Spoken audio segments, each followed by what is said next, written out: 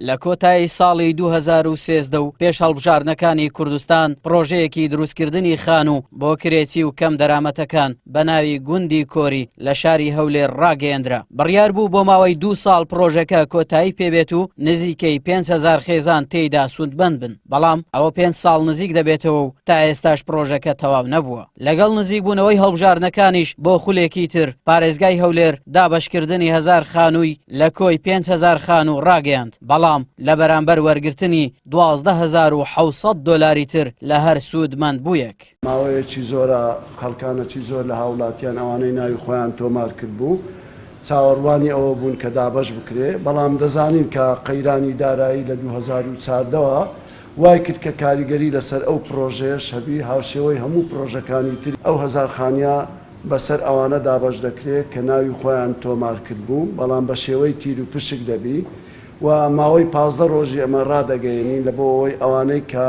توانای ئەوەیان هەیە ئارەزویان هەیە کە قستی دووەم کە بریتە لە 12,700 دۆلار، بەڵام ئێمە دابەشی دەکەین، پێشنیارمان کردە کە دابەش بکرێت لە بۆ 2 بەش لە بۆ 2 قست کە قستە چیان ئەوەیە لە پێشینەکەی کە دوای ئەوەی کە ناوەکەی دەردەچی دەدرێت کە بریتە لە 6,500 دۆلار و ئەوەی تریش لەگەڵ تەسلیمکردنی کلیلەکەی کە بریتە لە 6,200 دۆلار. ناتوانین نرخ کەم بکەینەوە بڵێن ئێستا ئەمە داوامان کردە، بەڵام ئەو بە حسابی خۆی و بە پێی لێکدانەوەی خۆی ئەو تێچووی کە پێویستە لە بۆ پرۆژەکەی ئەنجامیدایە لەبەرەوەی مەوزوعی نرخم کەمکردنەوەکان ناتوانین ئەمە دەستکاری بکەین. ئەو کەسانەی مەرجی بەشداربوونیان لە وەرگرتنی خانوەکە هەبوو دەبوو بەڵگەنامەیەک هەبێت کە کرێچین و کەم دەرامەتن.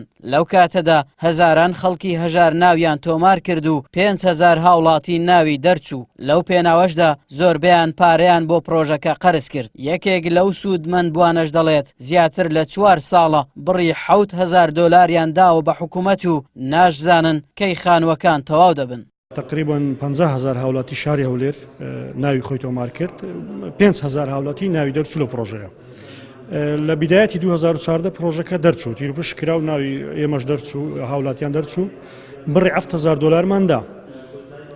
ینی دەبواە لە ماوەی 2 ساڵ پرۆژەکە تەواو بە 2 ساڵ ینی ئێستاوە بوو 4 ساڵ تێپەڕ بوو بەسە پرۆژەکە.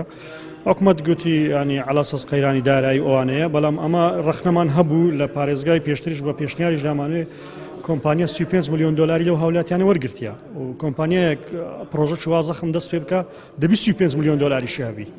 ئێستا کۆمپانیا دوای 4 ساڵ چاوەڕوانی 1000 خانووی تەواو کردیە، 4,000ەکەیت کە هێشتان دیار نییە، ینی چارەنووسی دیار نییە. ناکرێ ئەمە چاوەڕێ کۆمپانیایەک بکەین تا بە ئیسراعەتی خۆی جاری 1000 خانی 500 خانی دروست بکاتن، اینجا ماوەی ساڵێکیشە ئەو خانوانە تەواو بۆ 1000 خانوو دابەش نەکراوە.